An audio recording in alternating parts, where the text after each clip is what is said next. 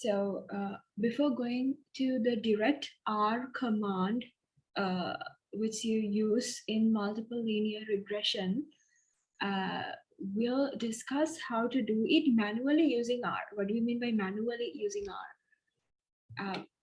I'll take the same example that we discussed in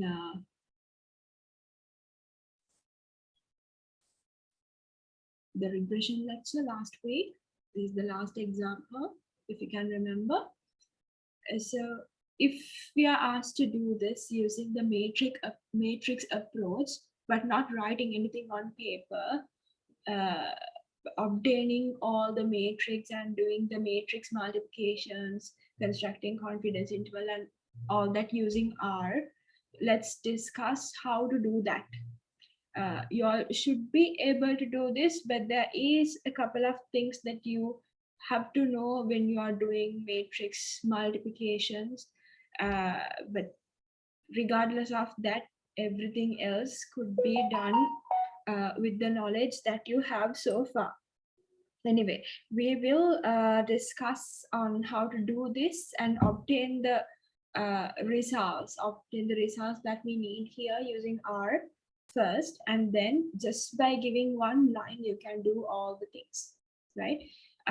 So yeah, for that I need to have my Y vector and the data matrix, including all the predictor values and a couple of ones, right? So I'm going to create that first. Yeah, just to save time, I'll just copy and paste this. Right, so this is the Y vector I have, right? I'm going it line by line, x1 and x2. So all these data are given in the same order that we have in the example, 7, 33, 42. 7, 33, 42. So likewise, we have all the y's, all the x1s, and all the x2s saved as vectors. Then we are going to construct the data matrix, right? So let me denote that as capital X. I'm using this just to save time. So I'll explain this. Typing time is saved. So X, I use the letter capital X for that. You can use anything. It is a matrix of repeated set of ones, because our first column should be a set of ones, and the number of ones that we have should be the sample size. So here in our example, the sample size is 6. So we are going to have repeated number of a sequence of ones 6 times. Then our second column will be this one, the x1, and the third column would be x2, and we have to give the command by row equals false, because if we set by row equals true, we are going to get the transpose of the required X matrix, right? What we need is, we want to have a column matrix, to have column of ones, column of x1s, and column of x2s. We don't want to have rows of x1s, row of x2s, and so on, right? So that's why we set by row argument as false, so that it stack all these values column wise, right? And we have to specify the number of columns to be 3. We have 3 columns and 6 rows, 6 observations in the sample, so 6 rows. We have 3 columns, that is for the 2 predictors and the column of ones. So when we I'll print this and show you, this is our data matrix. This is what we want, right? Number of ones, the values of x1, values of x2. Right, then I want to get the beta coefficient. So for that, I want to obtain x transpose x inverse x transpose y. So in R, how do you set the transpose? You have to give simple T within brackets capital X. That is how you set x transpose of a matrix. And when you multiply matrix, it's not just the simple asterisk that you have to give. You have to give this command. Okay, so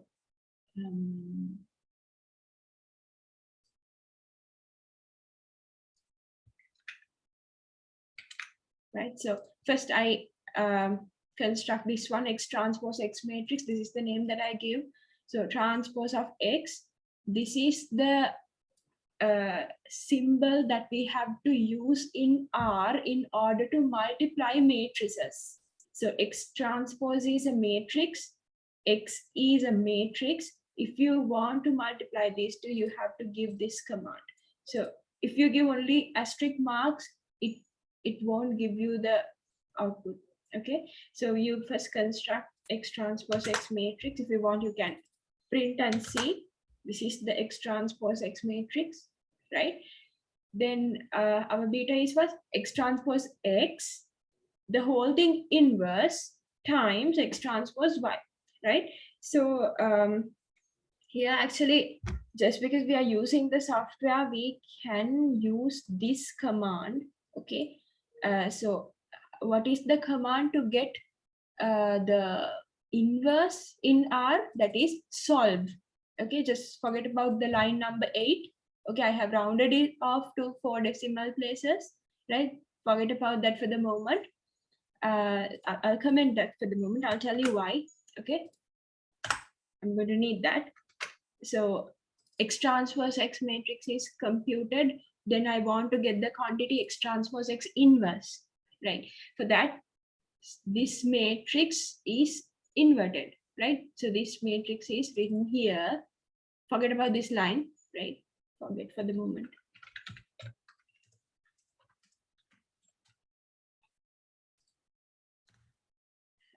So solve command is to get the inverse, right? X transpose X inverse is this. So we can run this line. And this is the inverse of X transpose X, right? Now we have X transpose X inverse. The other quantity that we want is X transpose Y. Simple, just like this one. You can create this matrix X transpose Y. You transpose the X and you multiply it by this vector Y, right? You can print and see. This is X transpose Y. Now what is your beta? Multiplication of this one and this one, right? So beta is, I have typed it already.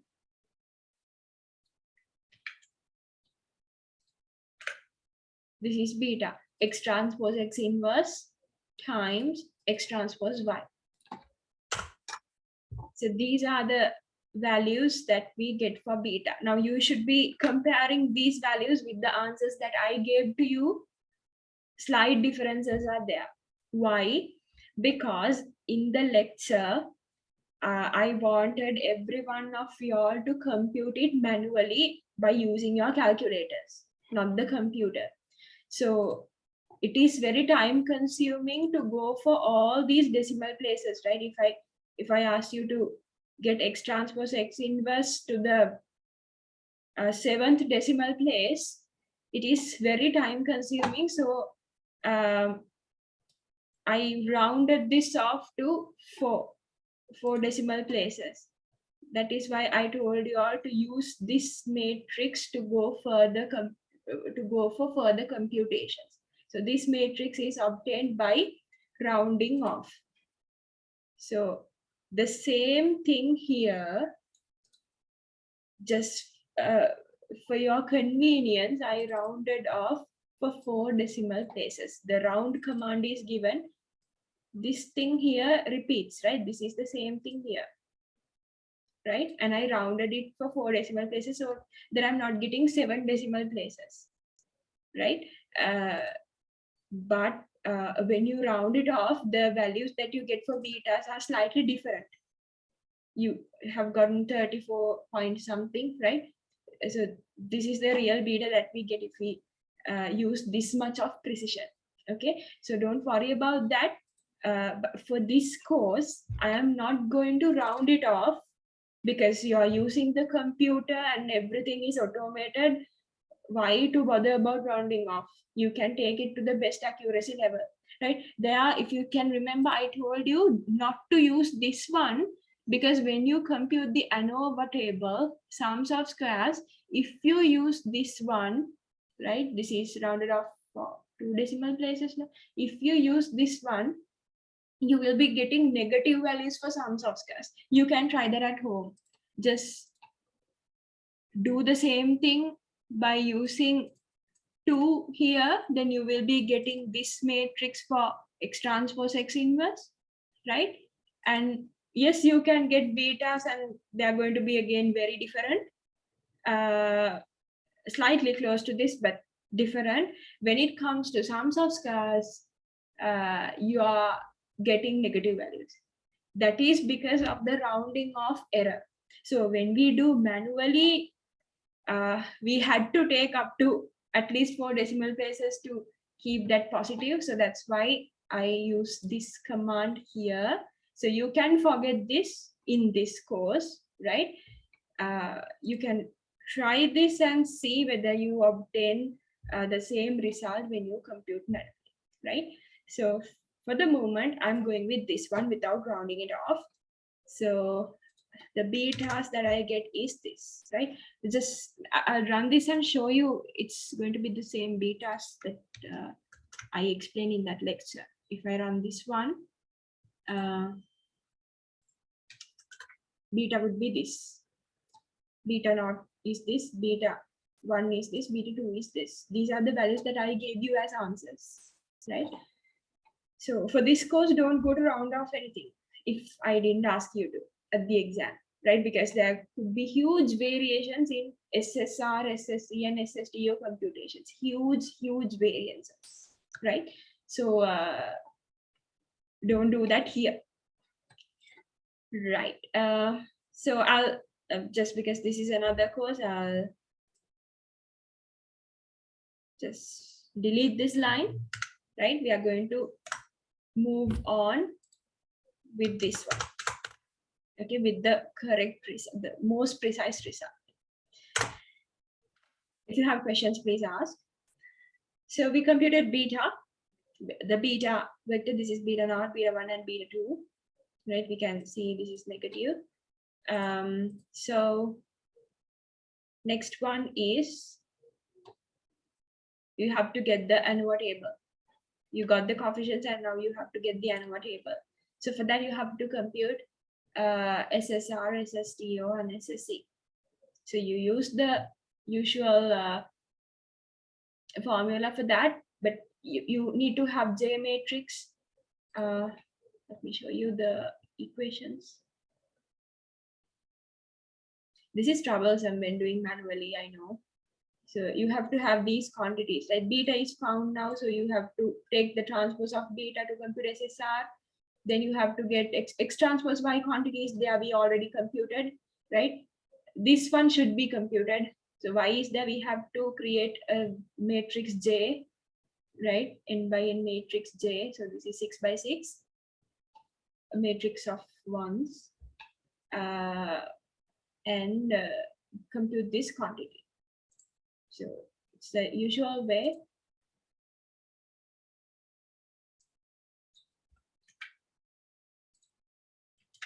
You can either take it as 6, you know, the sample size is 6, or else if it is very large, you can't be counting it.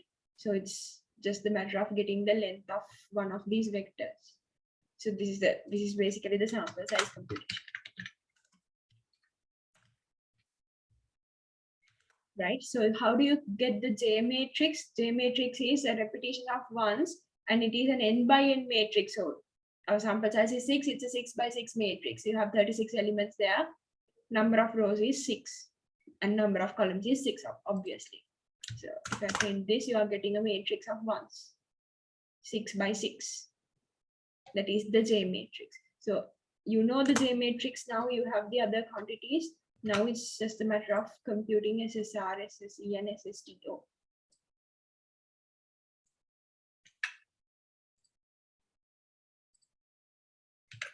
Okay, so how do you compute SSR? Transpose of beta times X transpose Y minus 1 over N times. So here you can put times mark because this is a constant, right? This is not a matrix. When you have matrix multiplication, you have to put this one. Percentage mark asterisk, again percentage mark. Here you just have to put this one. This quantity times transpose of y dash, and here you have the J matrix, you have to multiply that, and here you have the y vector. This is this formula. Okay. If you print this, you are getting this value for SSR. And now compare and say, if you round this off, if you round the X transpose X inverse matrix for 4 decimal places, you are getting a huge deviation to this. You're getting a huge deviation, right? So don't do it here. Right. So that is SSR. Similarly, you can compute SSE.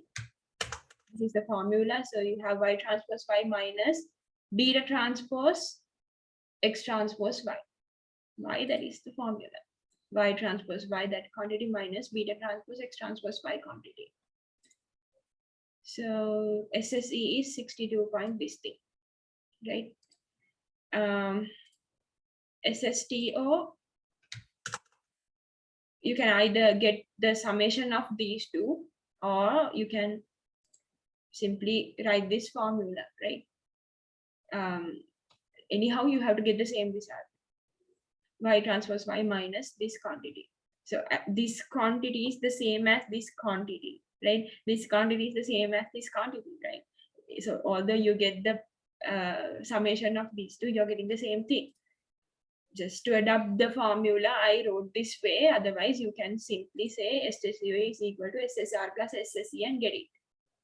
No problem. So our SSTO is this one. Just adapt these two and see whether you're getting this. You have to, right? Okay. Yes. Okay, and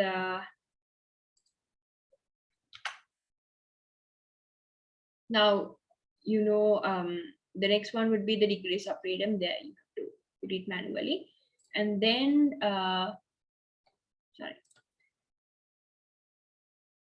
how many predictors that we have in this model? It's 2, so that I mention it as 2, and compute in the mean squared values.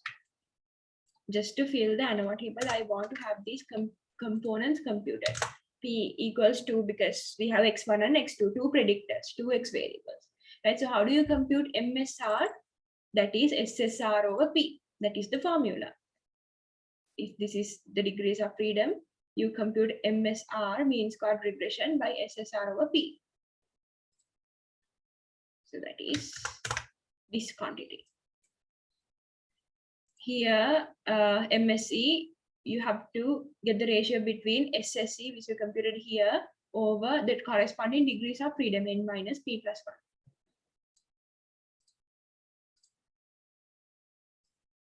This one divided by this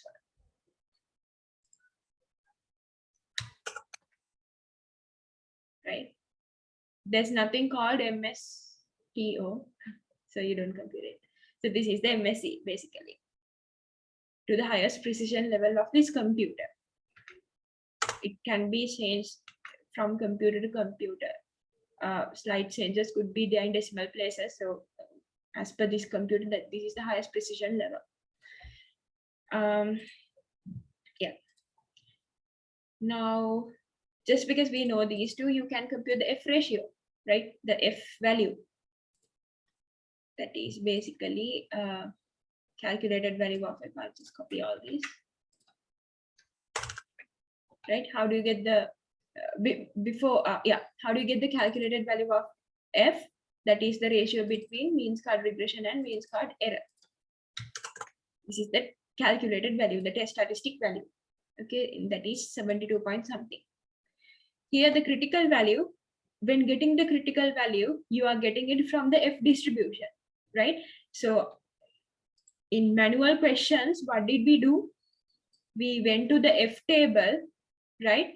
We went to the F table, statistical table, and to the significance level that they give, we check the numerator degrees of freedom, and denominator degrees of freedom, right? But in R, you don't have to even have a statistical table with y'all. You can compute critical values of any distribution available here, right? So F critical, this is the name that I give. QF, this is the command. Q is for quantile, F is for F distribution. Quantile of F distribution, right? Here I give 0.95, not 0.05, because in R, the default value that they consider is from the lower tail. The probabilities that they have is from the lower tail, not from the upper tail. If I explain further, on the whiteboard.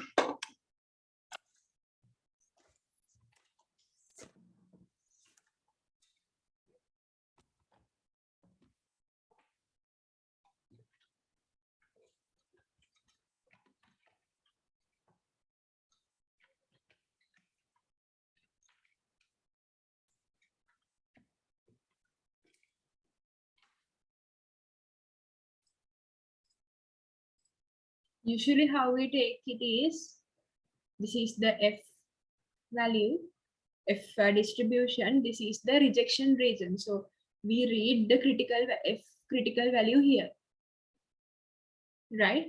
This is 0.05, whatever the significance level.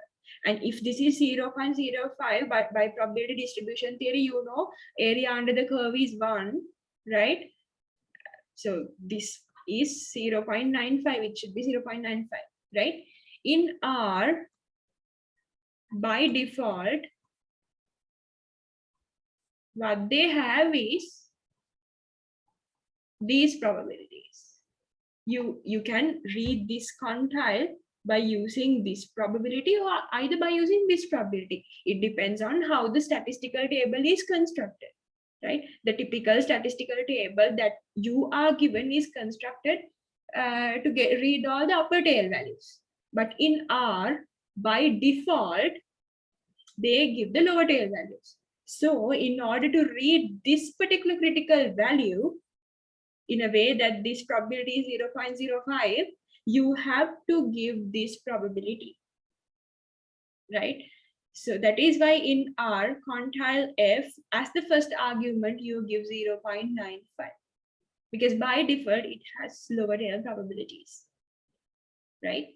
Then you give the numerator degrees of freedom, then you give the denominator degrees of freedom. That's it, right?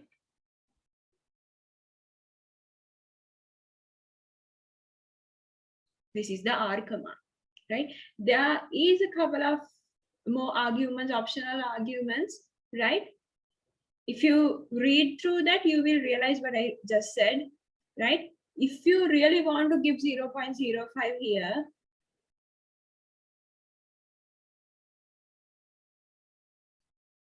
numerator degrees of freedom, denominator degrees of freedom, you have to say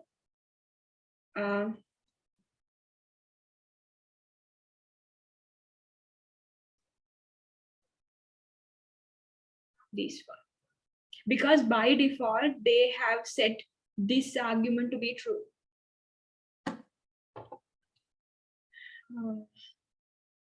If you didn't mention this, they are going to consider, if you didn't mention this, they are going to consider this one,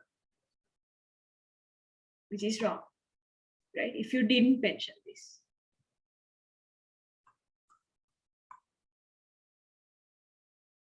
By default, okay? So that is why you don't have to mention anything, just give the lower tail value, right? This is lower tail, we cross check.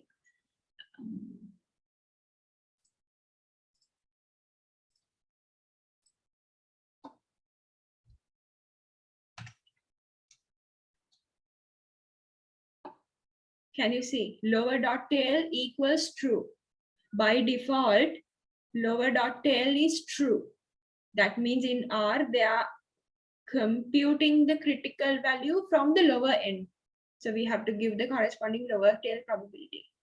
If not, if we really want to give the upper tail probability here, we have to set lower dot tail equals false. That's what I said. Is that clear? Any confusions?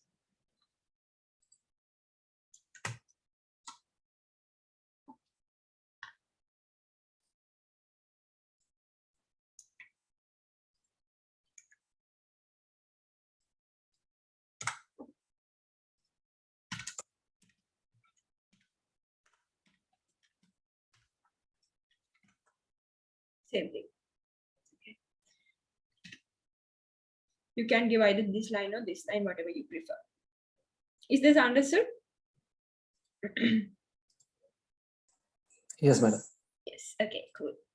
So if I run this, I'll run and show you. So this is 9 point something, right? Even if you run this one, you should get the same thing. Yes, 9 point something, right? If you give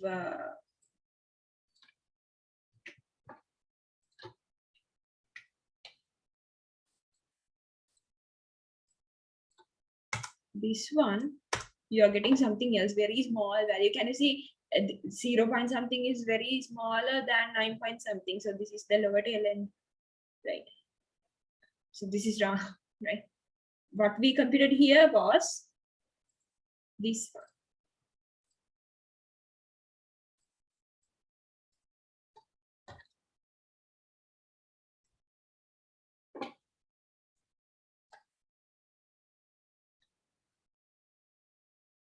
So this is not what we want, right? We want this one. So that is 9.552.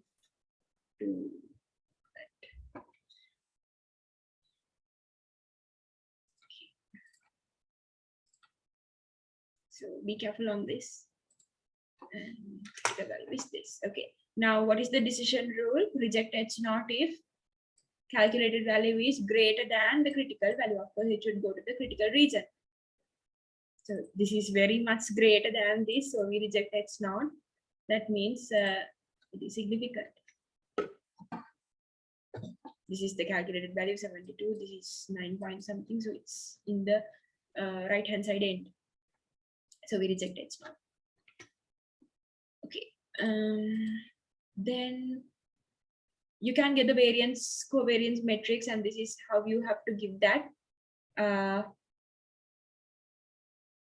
If I so let me show that to you.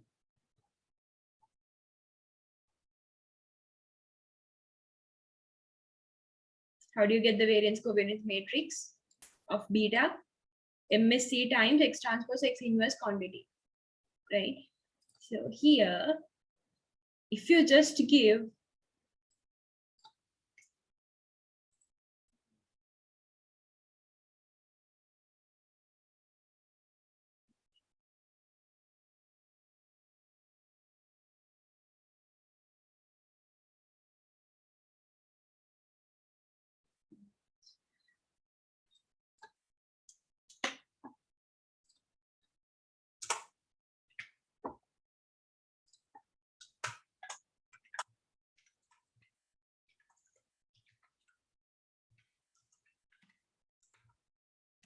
variance covariance matrix, if you give it like this, MSE times this one, you are getting an error.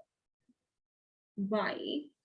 Because here MSE is a 1-by-1 matrix. If you type this, can you see it's a 1-by-1 matrix? Because we got all these things by matrix computations, right? If you print an SSC, even that is a 1-by-1 matrix. By default, we know 1-by-1 matrix is another name for a constant, right? But R take it as a matrix, not as a numeric value. So we have to specify the data type as well. If you give this, you are getting an error because this is a matrix. You can't do this, right?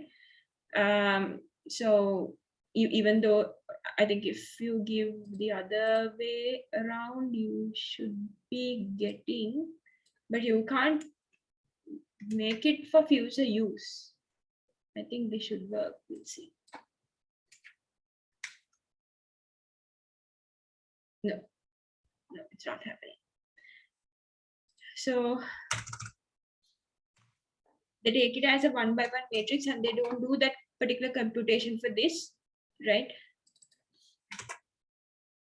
You cannot, right, multiply 1 by 1 by this one, right? 3 by 3, 1 by 1 matrix times 3 by 3 matrix. You can't do that matrix multiplication if it is a matrix. But if this is a numerical constant value, you can multiply a matrix by a constant value, right? So we have to tell R that this is no more a matrix, this is a constant. That is why instead of this line, right, we have to give as dot numeric MSE. So when you type as dot numeric, see the value of this 1 by 1 matrix is coerced as a numerical value. Now here after this is just a constant, right? This value here, it's 1 by 1. Here it's just the value, right? So in computing the variance covariance matrix in R, you have to specify it like this. Now this is a constant, this is a matrix, right? And when we print this,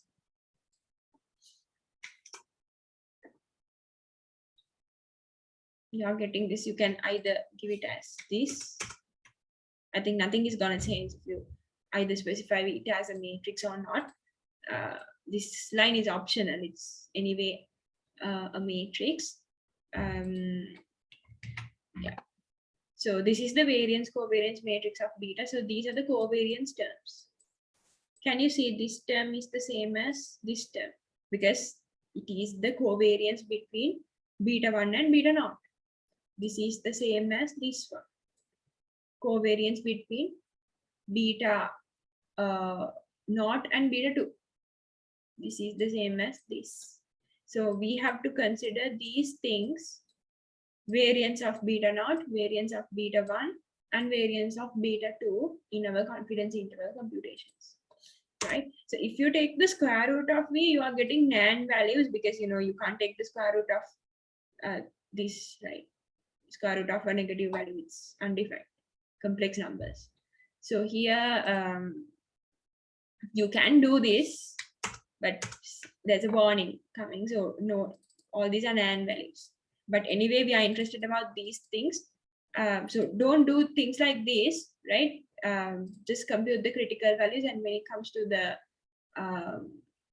beta confidence intervals, you can simply access these ones. How do you access values in a matrix, right? 1, 1 will give you this value, right? 2, 2 will give you this value, right? The matrix name, second row, second row, second column. See, it's this value, right? So likewise, if you want to get the square root of this, because you want to add the standard deviation for the confidence interval, right? You can simply take the square root of what you want.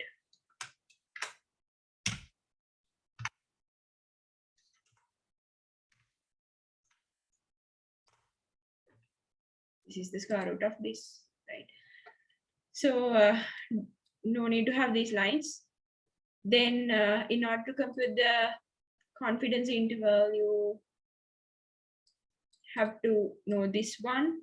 So that is those are the diagonal elements given the k value, and you have to compute this one, right? T value, T critical value, right? So what is the degrees of freedom? The degrees of freedom of MSE, degrees of freedom of error, sorry, degrees of freedom of error. So this is n minus p plus 1, n minus p minus 1. This to alpha over 2 degrees of freedom, alpha over 2 significance level. right? So this one, you can get it from the beta matrix. This one, you can compute it, or you don't have to read the statistical T table. You can read the quantile from R by giving the specific command times the standard deviation of corresponding beta. So for that, we obtained this, and okay, we'll have this one. We have to compute the critical value first, the T critical value. So QT means quantile of T in the T distribution, quantile of T, right? Alpha over 2 is what? 0.05 over 2, that is 0.025. Here also the same story like here, right? Instead of 0.025, we give 1 minus 0.025, that is 0.975. Here also in R, in this T distribution, they are reading values from the lower end.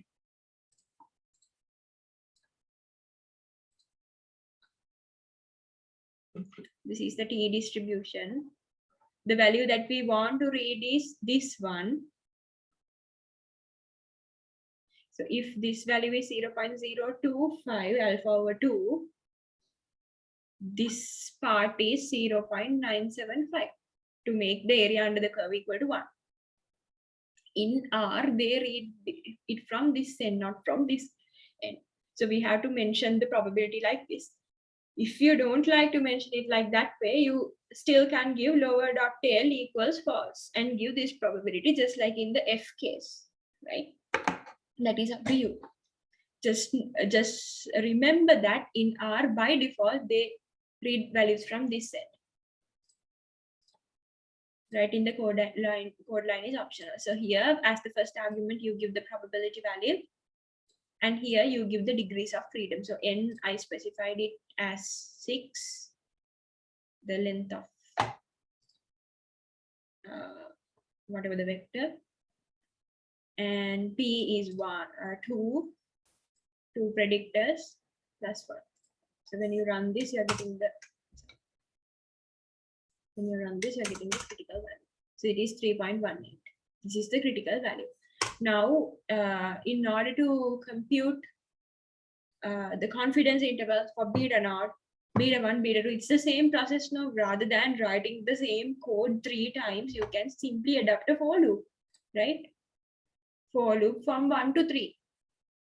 First one is for beta naught, second one is for beta 1, and third one is for beta 2, right?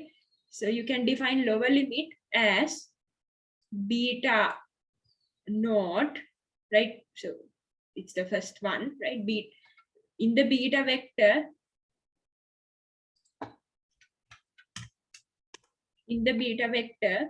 this is beta naught. Now, how do you access that beta? Right? If you want to access the second value, it is beta. Right? This first value, second, and if you want to access the third value, it is beta 3. You all know this, right? You did for loops. So if you want to access from this vector, if you want to access these values individually, you have to write the name, and within square brackets, you have to give the index. So just as this is the for loop of size 3 for 3 elements, right? So in the first iteration, they're accessing beta naught, right? So upper limit is plus, lower limit is minus. The equation goes as plus or minus, right? So you can define the upper limit separately, lower limit separately, right? So in the first iteration, the value of beta naught plus the critical value that we computed here times this one. So it is actually in the variance covariance matrix. Just because this is the first iteration, this is the value of beta naught. So we, in the variance covariance matrix, we have to access this value, right? So it is vi comma I. So that is v1 comma 1 first value in the first iteration, and we have to get the square root of it.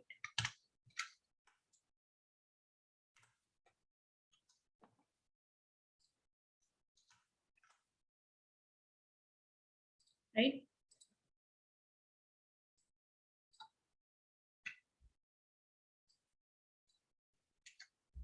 right? How do you get the lower limit? The value in the first iteration, it's beta naught, this value, right? Minus the T critical value that you computed, 3.18, times the square root of the first value of variance covariance matrix, 1, 1. Square root of that. You have to get the standard deviation of the variance, square root of that. So likewise, if you iterate it 3 times, you are getting the confidence interval. You can print it, paste 0, you can paste the lower limit, comma, upper limit, right?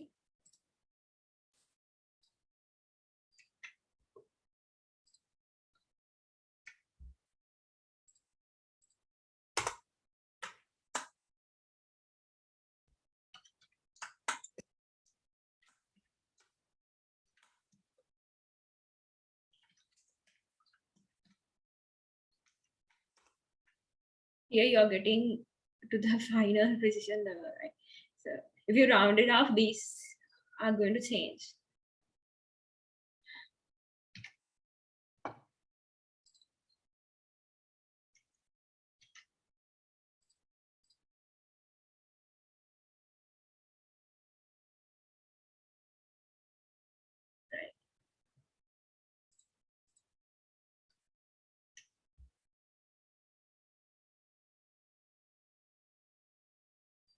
This is the confidence interval for beta naught, this is the confidence interval for beta 1, and this is the confidence interval for beta 2. So that is how we computed the confidence intervals for this question. Yeah. So the answers that I gave you that day are changed because we did the entire thing for 4 decimal places, right? Just compute and see. Even the conclusions might have changed. So yeah. So we can do the similar things. So constructing of confidence intervals and all that, you have to go in this way. But if you want to fit a model for regression directly by using R and get the ANOVA table rather than manually computing the sums of squares and all that one by one, it's very simple direct method.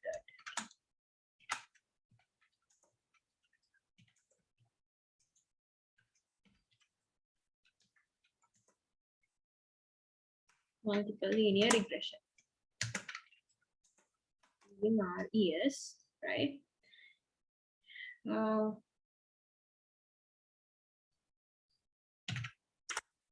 just specify this as model M. Linear model, same way, right? You give the y variable first, y, the same thing that you defined here, y, x1 and x2, these are the variables that we have. Y tilde, earlier we gave y tilde x, right? So here we can give x1. Remember, it's not the comma, it's plus x2. When you print the summary, you're getting all the coefficients. See, intercept this one, x1. So these are the beta values. So you should be able to read this output. If we print beta, we are getting the same thing, right? Same thing, right? And if you want to get the ANOVA table, just like the simple linear regression case, you are getting degrees of freedom, sums of squares, mean squares, F value, and so on. Here, they give the partition values actually. You might be thinking that in here, how we constructed ANOVA table was by commonly taking SSR, sums of squares of regression, right? Rather than having it for x1 and x2 separately, we had it as SSR. here in this output, they are giving it for separate variables. Right here, actually, what we found out was whether the model is significant or not, right? We don't know what is the hypothesis here. Let's recall that one. Beta 1 equals to beta 2 equals to 0 versus at least one of the betas not equal to 0.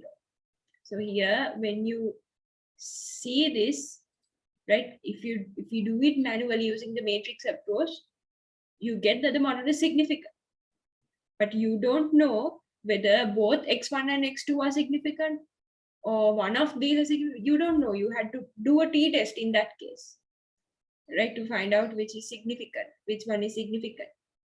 Here, when it comes to the ANOVA table, you don't have to do any test. They have done a partial F test, which we didn't discuss in the regression course, because you call it extra sums of squares, and it's highly theoretical. You have to partition the regression sums of squares and do it.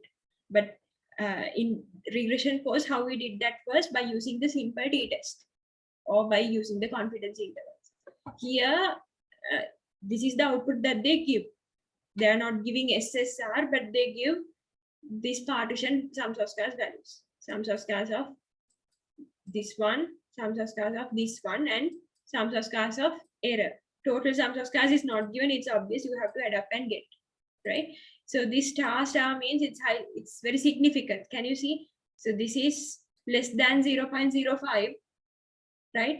So that means x1 is significant. X1 is significant means beta 1 is significant, right? Here, this is greater than 0.05. So we accept H0, right? What is H0? In here, H0 is beta 2 is equal to 0 versus beta 2 is not equal to 0. So accepting H0 means beta 2 is equal to 0, right? That means this is not significant, right? So here, according to this ANOVA table, this is not significant. This is significant.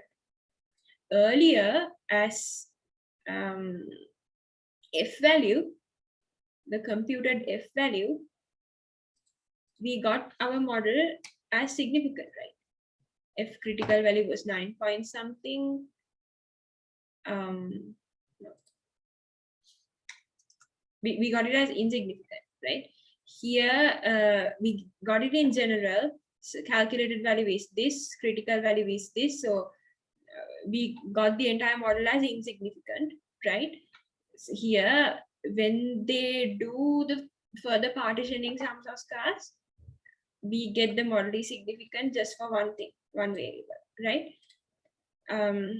So according to this output, right, the model is significant according to the output that we got, because in partitioning, they use another approach. And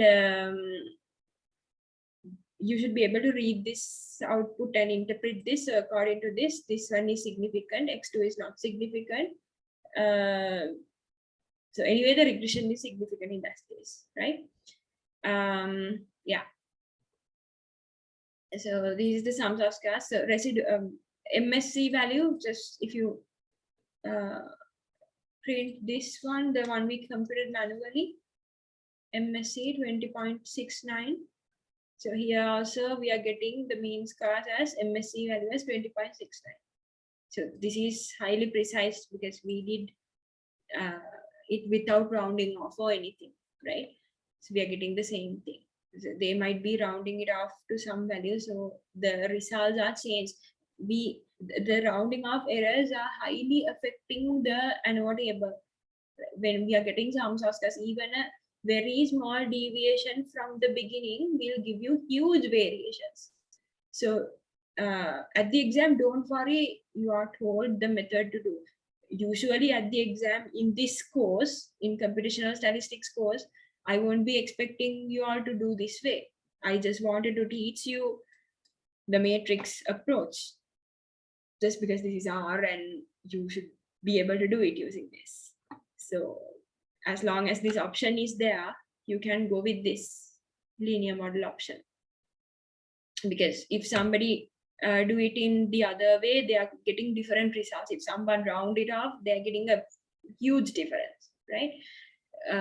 So you have to trust the precision of the computer when you are dealing with the software, and that's how you should do. So anyway, we are getting very close values for MSE. So our computation should be correct in that sense, right? So when you, this is the direct method of fitting a multiple linear regression, and this is the additive model. We did not consider interaction effects. I slightly mentioned about interaction effects in the regression course. That means the interaction, the effect of this variable to this variable will have some impact on the levels of this one. Usually we talk about levels in categorical variables. Here both these are continuous, but still when you are getting interaction effects, you can have a mix of those. You can say that they have joint effect, right? So I'll just teach you in case if you had to do these things in practice, it's not the simplest model that you always have to do, right? Just for your knowledge, I'll teach you how to take the interaction effects and how to interpret those things, right? Using a different data set, I'll do that because it's very nice to the eye. I think I posted that data set in the LMS, so I'll take that now and do it with you all. It's a different example. So from this section so far, I wanted to teach you this code line, right? This is how you fit an simple additive multiple linear regression model. Thereafter, you know how to check model assumptions and all that. So you have the residuals we discussed in the last lecture, right? You can check for the normality of residuals.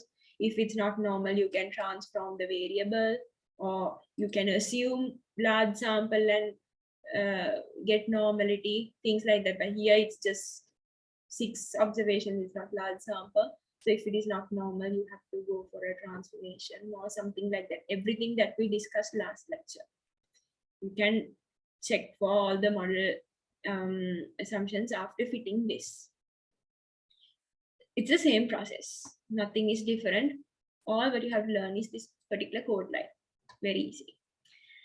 I don't disregard these things in case if you had to compute a confidence interval or anything, you have to come up with these things.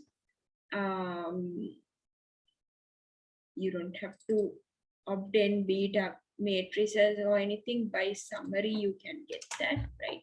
You know how to access these things, right? So you just substitute this to an object dollar. You know how to access these things one by one. I taught you last week, right? So if you ask to get a confidence interval, you know how to do it. Even by using this and this, you can get this. So yeah, but learn this one as well. At least you can try some exercises in the regression course. It would be very beneficial, and you can check your computations by doing this, right? Whether they are correct. Just a small tip. Okay, any questions from this? If not, we can move on to the next data set and I'll teach you the interaction effect and all that. Any questions?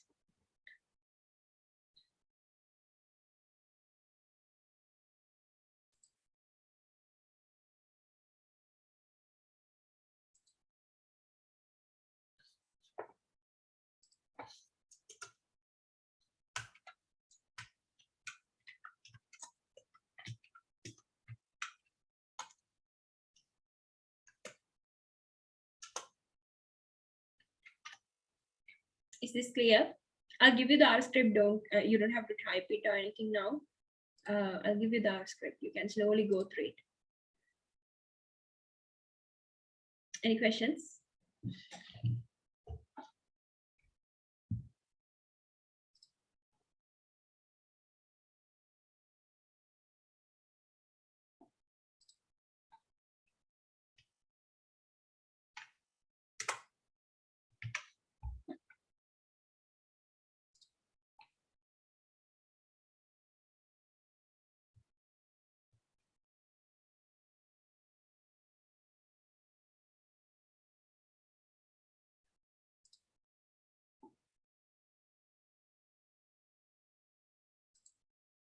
Is this clear?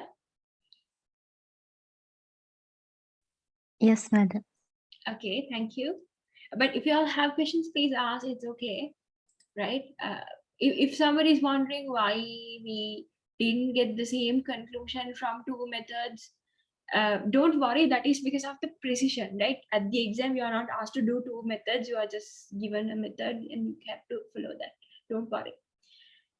It's because of the precision, right? So this is what you all have to know. And please go through all these, right? You have to, anyway, it is hard. Okay, income data set. I think I gave that to you in the LMS. It's there. The link is there.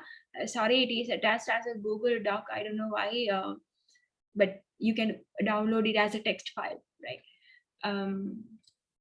Yeah. So I'm going to import the data set from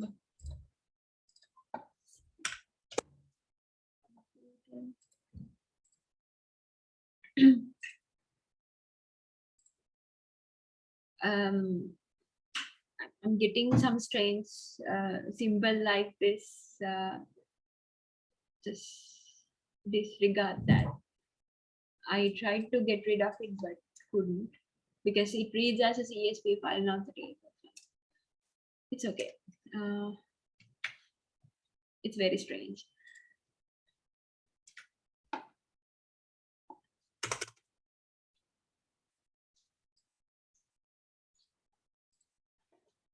Okay, so the income data set is this one. We have the age variable, gender, income, and party. I just downloaded this from the internet, right? So age is it's a numerical variable. Here, income is the response variable. Here, y variable. Here we have two categorical predictors. So this week regression lecture, I'm going to teach you how to handle categorical predictors manually.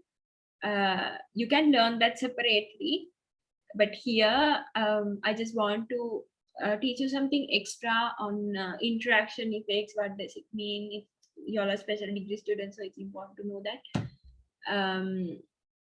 But don't confuse this course with the regression course. Same thing, it's the same thing. Sometimes I might not be mentioning these things in the regression course exactly the same way. So don't confuse, take it separately, take this separately. Because I want to tell you how to do this using R, and my expectation is for you all to correctly do the interpretations by using the output. You have to know the code lines and you have to do correct interpretations using the output. So here I'm, first I'm going to fit, so this is, everything is automated. So the method is different here, but the same thing, because in the regression, we are going to do it manually, and the way of interpreting, the way of handling the predictor variables, the categorical variables is quite different. We are incorporating another variable called dummy variable or indicator variable because we do it manually. We are going to code the data and do that. Here, there's no problem at all. We can simply add everything to the linear model. Okay, so just because we did this here, don't confuse in regression. When you're doing it manually, you can't do that. Because we don't know the inner mechanism of R, right? Of LM function. So they might have adapted the same thing in it. We don't know. What we have to learn here is, if you are given a data set with categorical predictors, this is how you should analyze and how you should interpret. Okay, so here you can identify income is the response variable here. We are checking the relationship between income, gender, age, and party, right? Here in multiple regression, I just have to mention you something. This is, don't take it as the only steps that we have to perform in serious analysis, because there are so many things that we have to consider before fitting a model. in these courses, you are just taught the way of fitting the model, right? But when you are doing a research, do a lot of literature survey. This is not the first thing that you should do, right? We are slightly mentioning about the model assumptions and all that, but beforehand, you have to do a lot of things. For example, I'll just give you a spark about this. I'm not going to teach this to you. You have to check for existence of multicollinearity. That means what we expect is our y variable to be correlated a lot with these x variables, right? But what if these x variables are correlated with each other? Then that is going to be a problem for your model. So those things we didn't discuss in the regression course, either in this course, right? But anyway, when you get a serious problem, a real world problem, don't straight away go to fit a regression model. Do a lot of literature survey and find out what are the specific steps that you have to follow. And the steps are not going to be unique, that they are not going to be common for every problem. Sometimes the steps has to be incorporated. Sometimes you realize that given a data set, fitting a simple linear regression model or multiple linear regression model is not the case. You might have to go for polynomial regression. Sometimes you have to go for linear mixed models. So given a data set, it's, you don't misunderstand that you can anyway do a regression analysis. No, that is not the way. So that is why there's no specific steps on handling these things, right? Even the interaction effect, I'm just giving you some idea, something extra, but that is very serious thing. In the course, I'm expecting you to simply fit a main effects model. That means an additive model. That's it for the course. But remember, you have a lot more, right? So if these are correlated, then we have to address for that as well, right? So those are not regression assumptions, but that is for model validation, to make your model usable, to make your model useful, right? Just because the R squared is high, you cannot say it's a good model. But how we teach is, if the R squared is high, yeah, it's a good fit. It is, but you cannot always say that. So that is the practical situation. I just have to give you some warning on that. Anyway, life is easy just because these are designed courses. Anyway, this is the response variable. These are the predictors. So here you know these are not numerical values. This is the only numerical value that we have, right? So somebody might be thinking whether you can put a simple linear regression to these two, or let's say this is another numerical variable, these two, and this is separately significant, this is separately significant, but collectively they might not be the case, right? That means if we consider three variables, x1, x2, x3, with some y, assume that all these are continuous, why we fit a multiple linear regression model is we want to assess the effect collectively, not individually, right? Sometimes when you fit the model y versus x1, x2, x3, sometimes the model might be insignificant, although y versus x1, y versus x2, and y versus x3 are separately significant. Because when we keep on adding variables, the effect of one variable to the response can be diminished by the effect of another variable to the response. That is why we discuss about interaction effects. If they have some joint effect, the total effect on the response might be diminished or might be increased. We don't know, right? So always in multiple linear regression, what we consider is not the individual effect, but the effect collectively. How we can explain why by using all the x's that we take into account. We don't care whether the individual variables are significant or not. Sometimes insignificant individual variables might be significant after putting it to multiple linear regression just because of the effect of other variables, right? So there are certain things that we have to think about. This is not that simple when it comes to practical situation. No hard and fast rules, except for the most basic assumptions. So I just want to give you some idea why we talk about interaction effects, because it really affects the true model that you come up with.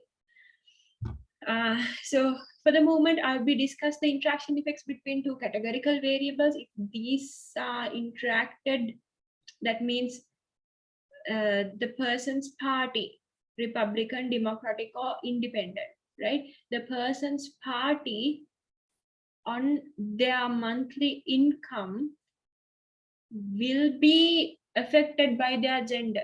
We don't know, right? For males, there could be a different behavior. For females, there could be a different behavior.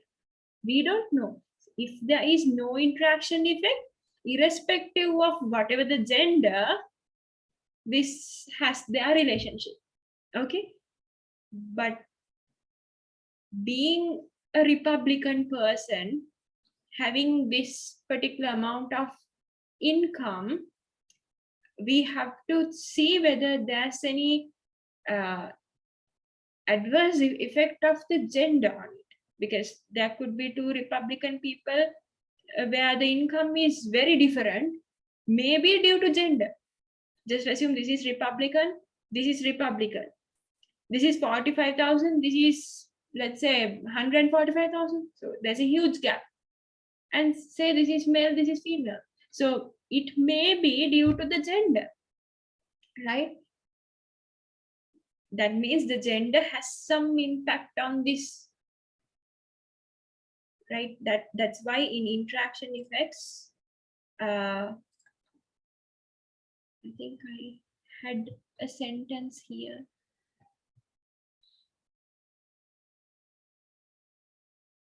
When the effect of one predictor variable, X variable, on the response depends on the levels of the other predictor variable. My party is either, let's say I'm a Republican, right? I favor Republican Party. My income is something, right? I'm a female. Take another male and take another Republican favoring male, right? And get the income. If there's a huge deviation between the two incomes, it may be due to the gender. We don't know, right? Just by one observation, you can't say that. Just to give you the idea, right? Being a male or a female could have some effect on the response for the considered predictor. And that is what we call the interaction effect. So by a plot, we can see that. I'll tell you how to see that. We cannot depend on the plot, right? We cannot really depend on the plot, just like the descriptive statistics. Although the plot says something, if you do the hypothesis test, it might not be the case, right? Because it depends on the sample, but we can get some idea by using the plot, right? So before moving on to any interaction, if we are asked to fit a usual multiple linear regression model for this, how are you going to do?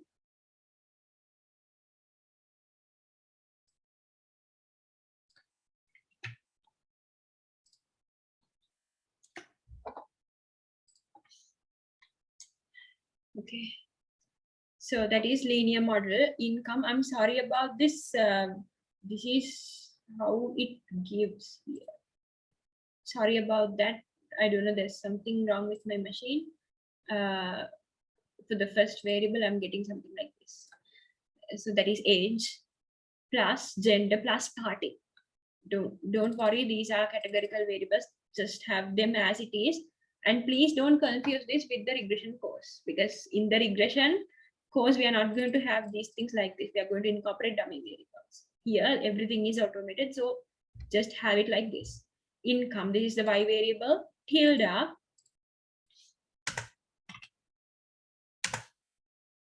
right? Age, gender, and party. Just forget about this. This is not a symbol or anything. It's the variable, this variable.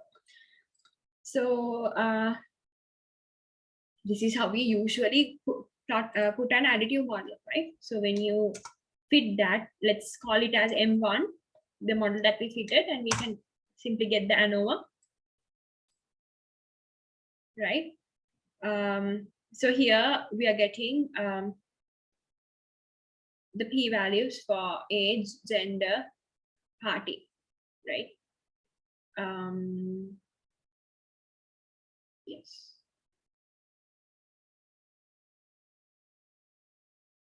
Okay. So here, we are getting just the SSR. Here we are getting the partition one.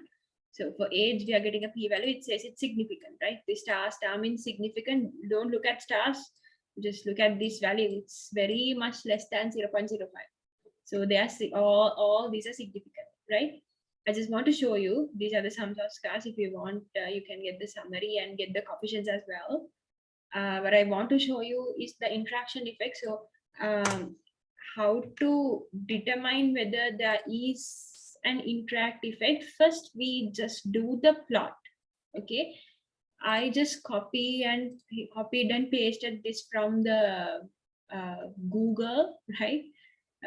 You don't have to by heart this. These very long.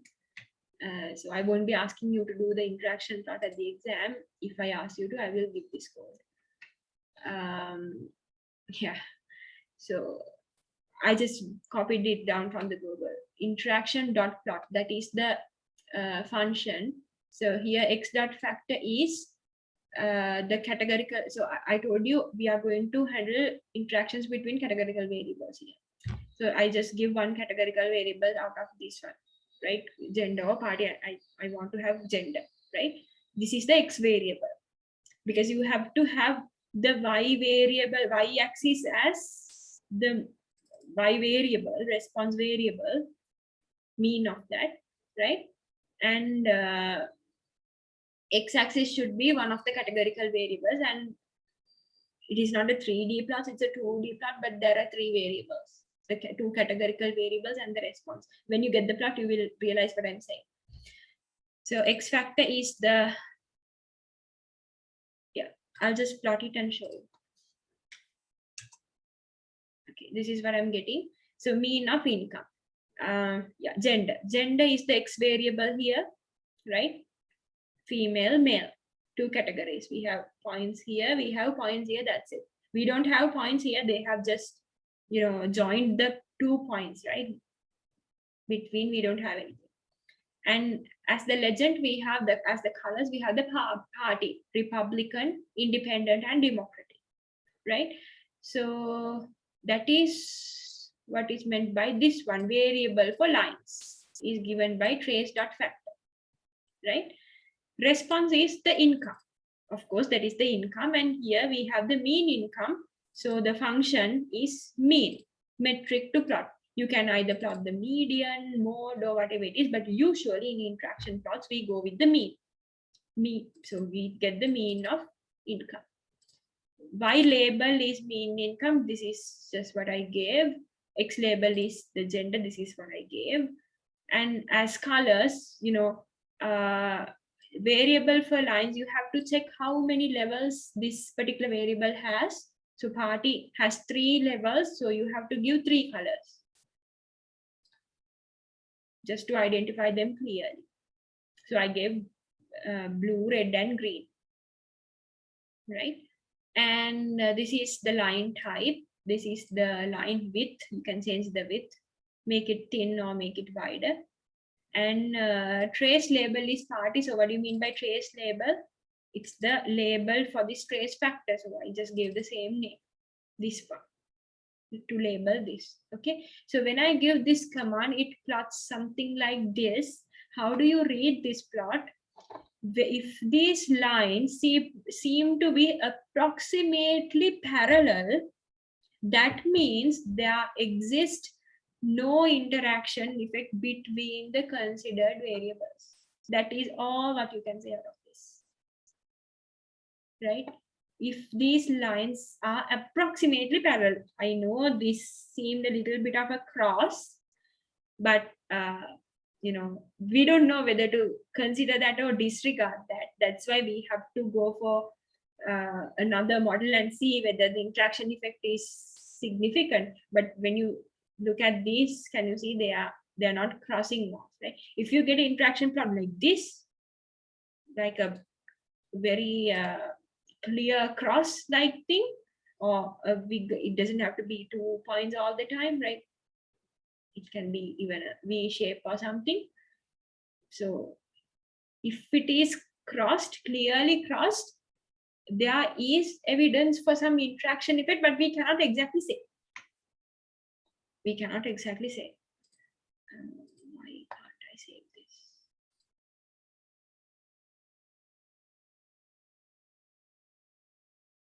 Okay, something has happened. So we cannot exactly say. But seemingly this shows like there's no interaction effect just because the lines are parallel, approximately parallel. Okay, this is not the only interaction plot that you can plot for this. You can either switch the variables and get it. You don't have to plot both, just plot one and that's it, right? Here, instead of gender, we can give party.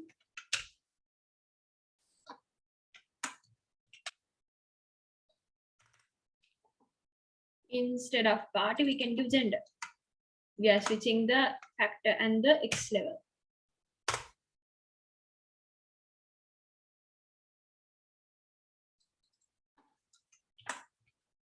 By keeping the rest of the things same.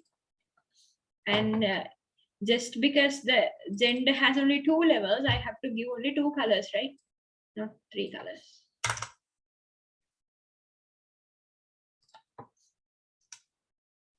Can you see the lines are parallel? We have 3 points here because 3 things, right? This point, and this point, they have just joined to show whether they are parallel or not. These lines are parallel. This is parallel to this one. This is parallel to this one, right? From point to point, the line should be parallel, approximately. I know it's not totally parallel, approximately parallel, right? This is very clear, right? You can use either this plot or this plot. Don't use both. No point. Same thing. So both the plots says that there's no evidence for interaction. We don't know. We have to check and see whether it is significant, but by looking at the plot, one can simply keep this very simple model and do predictions and all that using that model, right? Even after plotting this, if you feel like adding some interaction effect to this and see whether it is significant, what if it is significant? We don't know. And do it and see. So let me name it as M2, the second model. Income is equal to age plus gender plus party. So what is the interaction effect that we consider? Gender and party. So we denote it as gender times party.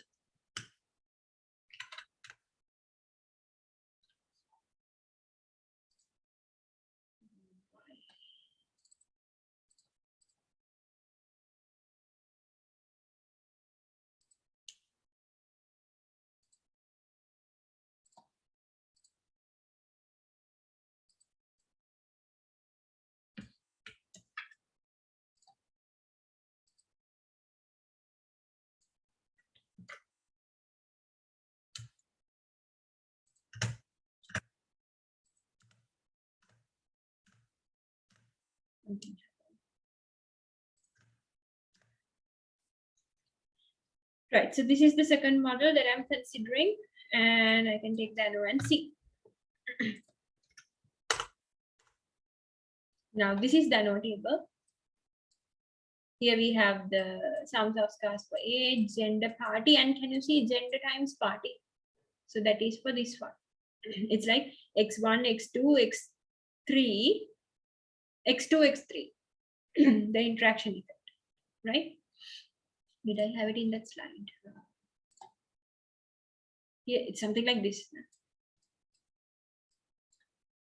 Something like this. So that one, when we check the p-value, it is not significant. See, all these are less than 0.05. This is greater than 0.05. That means this interaction effect is not significant. So by adding this, there's no significant contribution to the particular model. That is what it says. You can make the model complex by adding interactions and all that. What for, right? We always try to keep the model as simple as possible. That is because it's very easy to interpret, right? But it also should provide something useful. So we always don't go for this at once, but we can really check for these things. What if the interaction effect is significant and is going to add significant value to the model, significant changes to the model, then we anyway have to incorporate that, right? So if the ANOVA says that the interaction effect is significant, it is better to go with this model. But actually that really is subjective with the researcher. If whatever this says, if the researcher thinks for prediction and all that, for interpretation, if the researcher is considered about interpretations, then he always tries to go to the simplest possible model. If the researcher's intention is to get the model to predict values to the best possible way, he doesn't care about the model simplicity. What he wants is to get the best prediction. So he incorporate all possible things that should be in the model. Including insignificant things in the model doesn't improve that.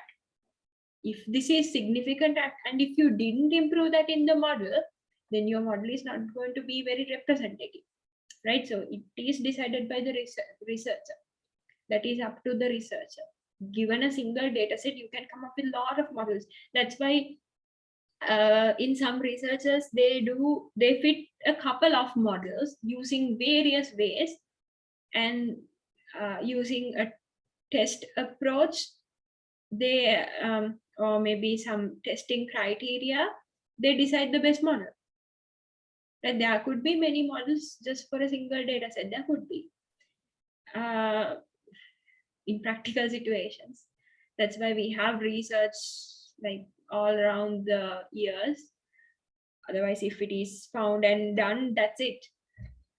For the same data set, people keep on doing research one after the other. Why? Because they keep on improving models, right? Just assume this is a real data set and some researcher has collected the data and fitted this model. So you are reading that research paper, you have the data set and you feel like, okay, this model could be improved to predict well. What if this interaction effect is significant? You can put another research. That is what the future statement says. You always can improve the model. You can use the same data set, same thing, same process, and incorporate this thing and say, okay, this is my model, this is better than that. You can say that, right? But here, if you do it, you have done something useless because this is not significant. So given that this is not significant, you can keep this model and disregard this model, right? I just wanted to show you the way of getting interaction effects, the way of reading this plot, and how to read interactions in the ANOVA, in the R output ANOVA. Okay, that's what I wanted to teach you today. And just because we choose to have the first model, you can take the summary and read the coefficients and do the things. I'm not going to, yes, we can interpret this, but I will teach the interpretation in the regression course, because if I teach this to you now, you will never get this.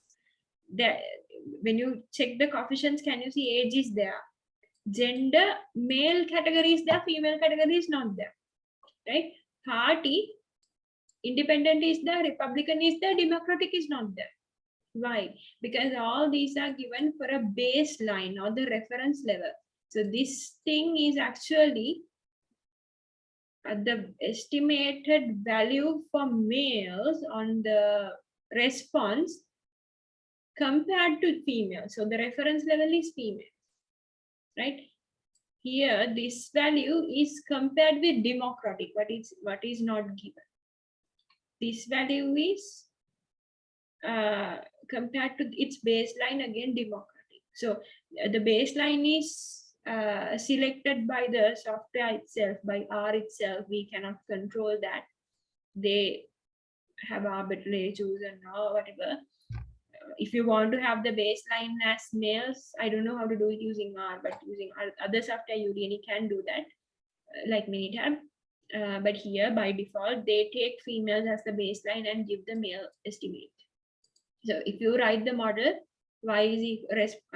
income is equal to 14971.49 plus 497.47 times age plus this quantity times males plus this quantity times independent plus this quantity times Republican. So the way is different. The way we are going to discuss in the regression course, the dummy variables, it's different. So here, what I want you to come up with is just try to identify the interaction effects if you have it, whether to find it whether it's significant or not. Read an interaction plot. If it is parallel, there exists no interaction, and the meaning of interaction. And there could be different models, and this is the way to fit a model. If you want to have an interaction term, this is the way to fit a model if you have just the additive terms. So we did two data sets, a data set with only continuous values, continuous scales values, and categorical values. Don't misunderstand, this is not the hardest or this is not the only thing in regression. We have a lot more. Just to give you some start to the course, these are the things that you have to consider. Okay, so that is the end. I think this is the final lecture. And regarding the paper, we have a couple of weeks for the exam. Anyway, the paper is not even prepared. We are not told whether it's going to be online or manual or I don't know, right? So once I get all the information and once I prepare the paper, I'll pass you a message on how you have to get ready for that. So if you have questions, you can email or anything. You can contact me and ask. If you have questions now, you can ask now. Just practice these things. Just know how to fit a multiple linear regression model, simple linear regression model, how to read the output, and how to interpret. That's all what I ask. I'm not going to ask serious questions from these, because these should be seriously taught to ask serious questions. Otherwise, you all don't know how to answer these things. Those are coming under advanced courses. So very simple questions would be on this if I put a question on this. So anyway, I'll give you some tips on the paper. Even I don't know.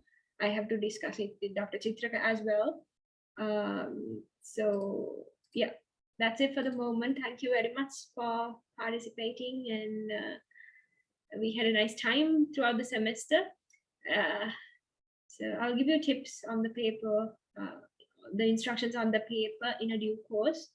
I'll pass the message via a demonstrator or via your representative. Yeah, you anyway can approach me if you have a question. You can either call me or even put an email. So practice these things. Most probably this is not most probably this is going to be an open book test. Either it is online or physical. But I'll tell you the format of it in a due course. Thank you very much. If you don't have any questions, you all can leave the meeting.